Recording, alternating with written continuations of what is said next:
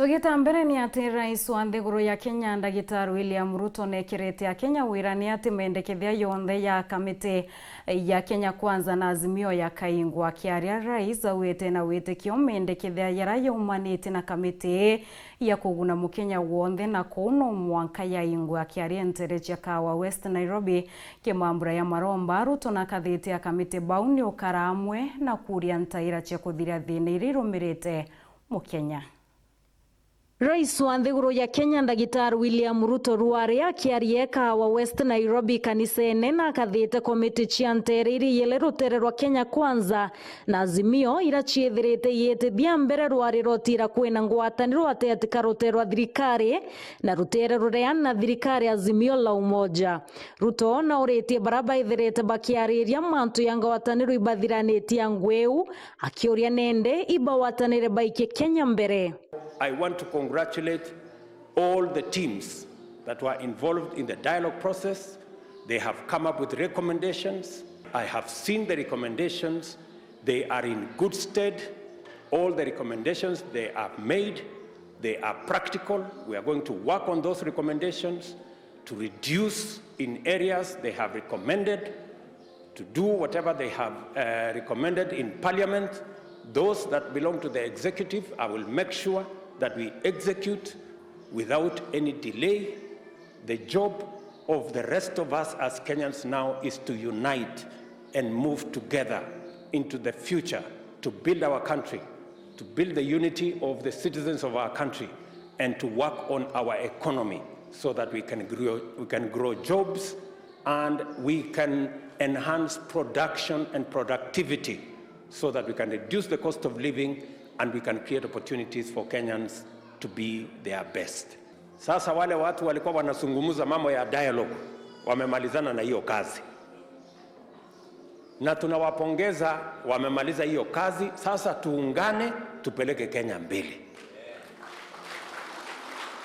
Ruto na itete mbere na kuwa ntere ini rutete mendikithia na mendikithia yonthe YARA barutete isasawa na boya thirikari batira hiboya thiatira. Wametoa mapendekezo na hiyo mapendekezo yote wametoa ni sawa. Mahali wamesema tupunguze gharama ya serikali, ile watu wanaenda safari, ile watu wamesema ipunguzwe by 30%. Ingine wamesema ipunguzwe by 50%. Hiyo ya 50% nimefanya tayari kupunguza hiyo by 50%. Ile wanasema ipunguzwe by 30%, mimi napendekeza hata tuongeze ikuwe 50%, ndio tupunguze zaidi. Ndio Kenya iweze kusonga mbele, because we must learn to live within our means. Yale mambo mengine yote wamependekeza, sasa nyinyi wabunge muende mukalie hiyo maneno, tumalizane, sisi wa Kenya wengine tuungane, sasa tushirikiane na kujenga taifa letu la Kenya bila ugomvi, bila chuki na bila ya kugawana. Tuwe pamoja so that we can move together as a country. Na wete na bangite manto boya na Kenya no mwanke kaluka na kwagira nkoloki. Nasikia askofu amesema saa zingine ananihurumia kwa uzito wa hii kazi. Lakini nataka kueleza Bishop, Waswahili wanasema mwiba wa kujidunga hauambiwi pole. Ruto na aririti nyamanto ya Gembura akiwa beweta mushamanio Nyayo Stadium kuromba babainge ibaba thekilere na akiongela njira imwe ya kwina mokogoro yoturo ni okulokira marima. This year we got rains that we haven't got in the last 4 years.